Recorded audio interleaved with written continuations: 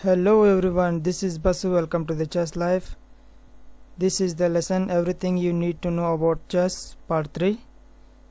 ये लेसन में आपको पीसेस के वैल्यू और पीस कैसे मूव होते हैं और पीस एक पीस दूसरे पीसे को कैसे मार सकते हैं और चेस की नोटेशन कैसे लिखते हैं, इसके बारे में इंफॉर्मेशन मिल जाएगी. Please guys watch to the end. अगर आपको बेसिक्स पता है तो आप चेस में रैपिडली इम्प्रूवमेंट कर सकते हो. So guys I am started with basics lessons. इसके पहले भी मैंने 2 बेसिक्स लेसन बना चुका हूँ और नीचे मैंने डिस्क्रिप्शन में लिंक दे दिया हूँ, आप चाहो तो देख सकते हो. चलिए आज की लेसन रुक से स्टार्ट करते हैं. रुक का वैल्यू है 5 पॉइंट. रुक को हम पावरफुल पीस कहते हैं क्योंकि रुक easily dark and light square में मूव हो सकता है. रुक सिर्फ स्ट्रेट लाइन में ही मूव होता है. चलिए देखते हैं. यहाँ पर मैं भी दिखा रहा हूँ. रुक ऐसे फाइल में या रैंक में मूव हो सकता है और रुक कैसा चलता है वैसे ही कैप्चर भी करता है. मैं दिखा रहा हूँ वीडियो में. अब रुक मेरा E5 पे है, सो E7 पॉन को कैप्चर कर सकता है ऐसे, और रैंक में भी कैप्चर कर सकता है.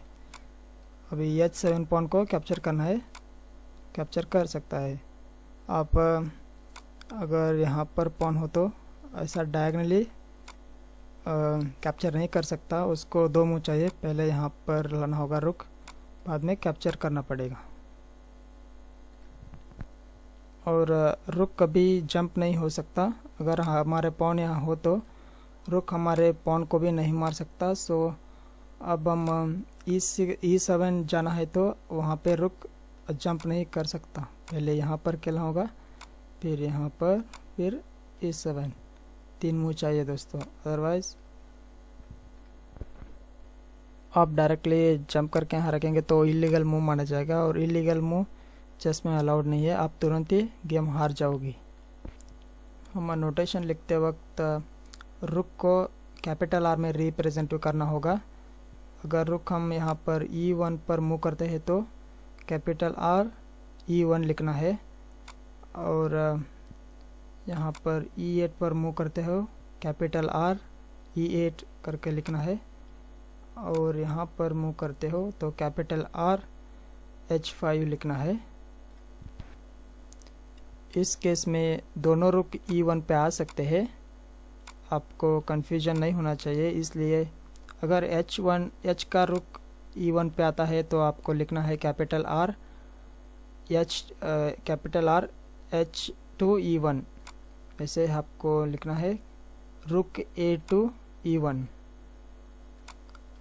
और दोस्तों रुक कैप्चर करता है तो आपको लिखना है, फॉर एग्जांपल मैं दिखा देता हूँ. यहाँ पर पॉन है A8 में. अगर रुक कैप्चर करता है तो रुक A कैप्चर A8 ऐसा लिखना है दोस्तों, चेस नोटेशन. और अगर ये रुक इसे कैप्चर इस केस में दोनों रुक इस पॉन को मार सकते हैं. अगर आप इस रुक से मारे तो रुक H कैप्चर H7 लिखना है.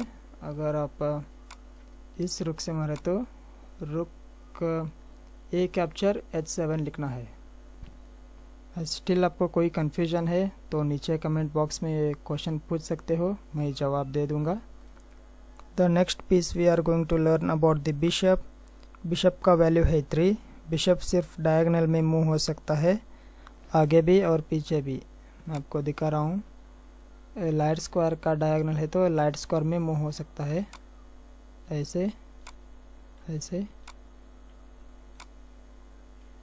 ये सभी स्क्वायर पर मूव हो सकता है, जितनी चाहे उतनी. अगर बीच में कोई भी पीस ना हो तो, अगर बीच में यहाँ पर आपके अपोनेंट का पीस है तो आप कैप्चर कर सकते हो, बाद में आगे जा सकते हो. अगर अपनी पीस यहाँ पर है तो आप डायरेक्टली यहाँ पर नहीं जा सकते, पहले आपको पॉन पुश करना पड़ेगा, बाद में यहाँ पर जाना पड़ेगा. मेनली दो बिशप्स होते हैं क्योंकि एक डार्क स्क्वायर में चल सकता है और एक लाइट स्क्वायर में चल सकता है। सो गाइस, डार्क स्क्वायर का बिशप कभी भी लाइट स्क्वायर में नहीं चल सकता है, डार्क स्क्वायर के डायगोनल में ही चल सकता है। और लाइट स्क्वायर का बिशप डार्क स्क्वायर में कभी भी नहीं चल सकता। और बिशप रुक की तरह जंप भी नहीं कर सकता। अगर आपके पॉन यहाँ हो तो यहाँ पर डायरेक्टली आप यहाँ पर नहीं खेल सकते, पहले पॉन को पुश करना पड़ेगा, बाद में बिशप खेलना पड़ेगा। चेस के नोटेशन लिखते वक्त आपको बिशप को कैपिटल बी में रिप्रेजेंट करना है।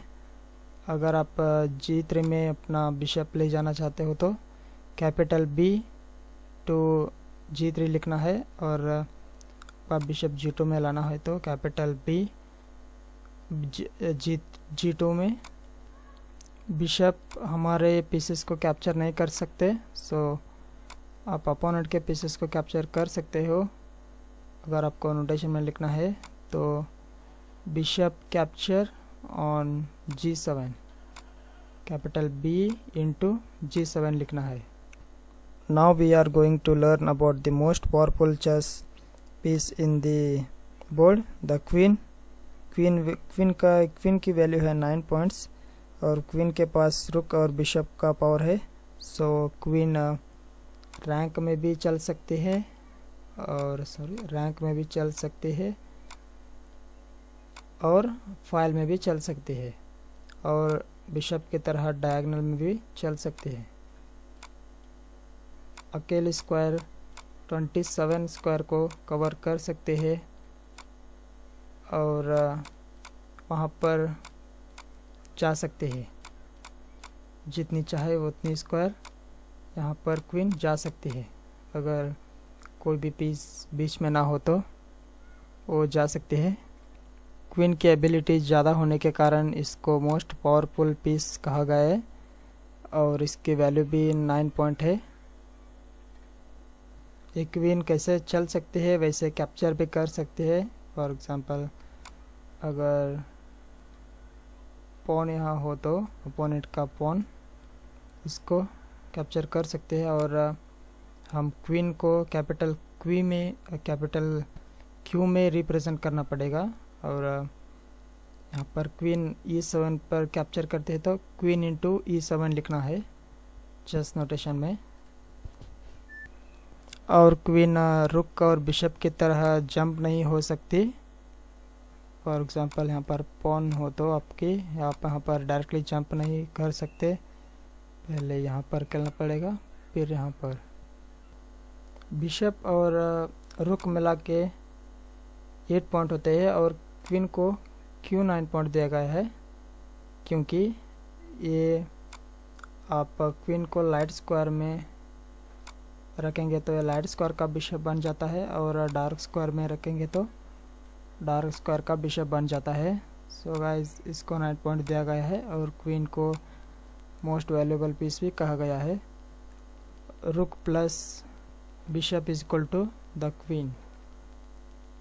मैं क्वीन के बारे में सब इन्फॉर्मेशन दे चुका हूँ। अगर आप स्टिल आपके माइंड में कोई क्वेश्चन हो तो आप कमेंट सेक्शन में कमेंट कर सकते हैं, क्वेश्चन पूछ सकते हैं, मैं जवाब दे दूँगा। नेक्स्ट हम अब हम नाइट के बारे में देखेंगे। नाइट की वैल्यू है 3, और नाइट एल शेप में मूव हो सकता है, सिर्फ एल शेप में। पर दोस्तों 2 कदम आगे बढ़ना है, और दाएं तरफ या बाएं तरफ मुड़ जाना है। मैं एरो मार्क में दिखा रहा हूँ। सो गाइस, मैक्सिमम 8 स्क्वायर्स को नाइट कंट्रोल कर सकती है। नाइट जंप हो सकती है। फॉर एग्जांपल, यहाँ पर पॉन हो, आपके पॉन हो या अपोनेंट के पॉन, नाइट यहाँ से यहाँ जंप हो सकती है। फॉर एग्जांपल, आपके रुक यहाँ हो तो नाइट यहाँ से यहाँ जंप हो सकती है।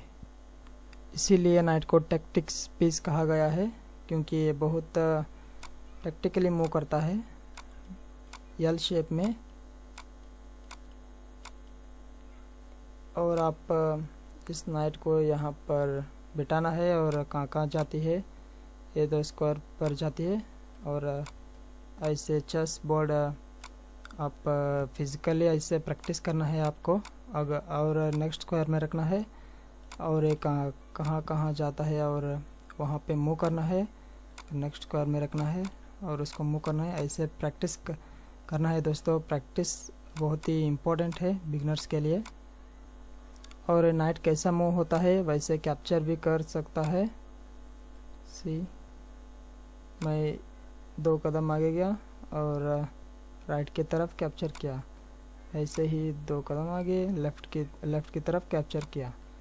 अब हम चेस की नोटेशन लिखते वक्त नाइट को कैपिटल N में रिप्रेजेंट करना है, K में नहीं, क्योंकि हम K को किंग को हम K में रिप्रेजेंट करते हैं। फॉर एग्जांपल आपको नाइट यहाँ पर खेलना है तो कैपिटल N to D3 ऐसे लिखना है। और फॉर एग्जांपल आप यहाँ पर कैप्चर करते हो तो कैपिटल N इंटू F7 लिखना है। ये चेस की नोटेशन की आपको जानकारी ज़रूरत है।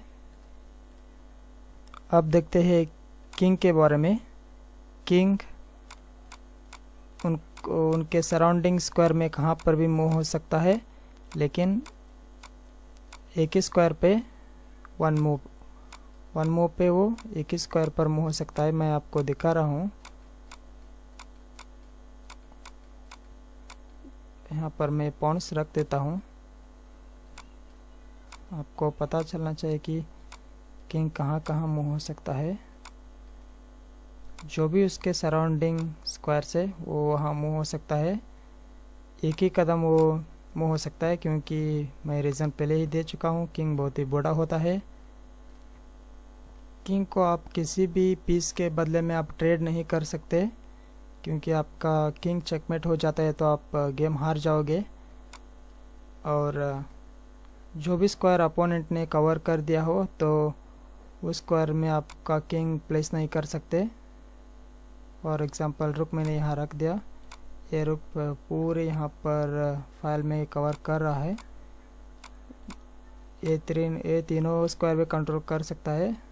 इसका मतलब आपका किंग यहाँ पर प्लेस नहीं हो सकता है इन तीनों स्क्वायर पर, ये इलीगल मूव हो जाएगा। और ये किंग सिर्फ मैं यहाँ पर पॉन्स रख रहा हूँ, वहाँ पर ही मूव हो सकता है, इतने स्क्वायर पर मूव हो सकता है। और किंग का कोई वैल्यू नहीं है दोस्तों, क्योंकि किंग बहुत ही अनवैल्यूएबल पीस होता है। इसको आप शील्ड करके रखना है। अगर आपका किंग चेकमेट हो गया तो आप गेम हार जाओगे। गाइस, हमने किंग का मूव कैसे हो सकता है देख ले। हमने इसको हम किसी भी पीस के सामने ट्रेड नहीं कर सकते। इसको हम शील्ड करके रखना है। और किंग को हम अपोनेंट्स के जो भी स्क्वायर कवर कर रहे हैं ऑलरेडी, जो कोई भी पीस ऑलरेडी 10 स्क्वायर को कवर कर रहा है, उसमें हम किंग को प्लेस नहीं कर सकते। ये हो गया पूरे किंग के बारे में इंफॉर्मेशन। आपको स्टिल एनी क्वेश्चन है तो आप कमेंट बॉक्स में पूछ सकते हो। अब बात करते हैं पॉन्स के।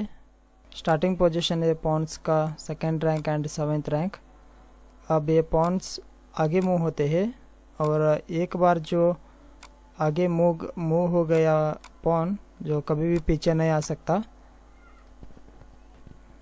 और एक बात याद रखना है कि सेकंड रैंक से के पॉन एंड 7th रैंक्स के पॉन ही 2 स्टेप आगे आ सकते हैं। ऐसे मैं आपको दिखा रहा हूँ। चाहे तो आप एक स्क्वायर भी मूव कर सकते हो। अगर आपका पॉन एक स्क्वायर मूव हो गया तो इनिशियल पोजीशन छोड़ दिया है तो आपका वो पॉन 2 स्टेप जंप करने की एबिलिटी खो चुकी है। अब आप एक ही मूव स्क्वायर करना पड़ेगा। और ये दोस्तों, ये पॉन चलता आगे है और मारता क्रॉस में है। फॉर एग्जांपल मैं आपको दिखा रहा हूँ। इन्होंने भी, ब्लैक ने भी 2 कदम आगे चला लिए। अगर ये पॉन उसको नहीं मार सकता, अब वाइट्स की टर्न है तो सामने वाले का पॉन ब्लैक को नहीं मार सकता। अब क्रॉस में ही पॉन मार के आगे चल सकता है। फॉर एग्जांपल यहाँ पर ब्लैक ने खेल दिया तो यहाँ पर इसे क्रॉस में पॉन्स कैप्चर करते हैं। क्वीन और रुक बिशप की तरह पॉन्स भी जंप नहीं कर सकते। आप घर में चेस बोर्ड हो तो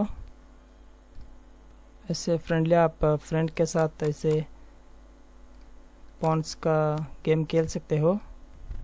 बिगिनर्स के लिए प्रैक्टिस ज़रूरी है। पॉन्स को मूव करना सीखना चाहिए और कैसे कैप्चर करते हैं वो भी सीखना चाहिए। और ये वाइट का पॉन ब्लैक के टेरिटरी के लास्ट रैंक मतलब जो 8th रैंक होता है उस पर पहुंच गया तो वो विन।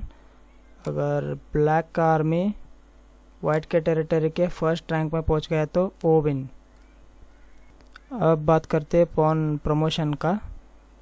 अगर वाइट का पॉन 8th रैंक पर पहुंचता है तो वो इटसेल्फ प्रमोशन हो जाता है। The pawn can be become either a queen, a rook, a bishop और अ नाइट। और वो किंग नहीं बन सकता और वो खुद पॉन नहीं रह सकता।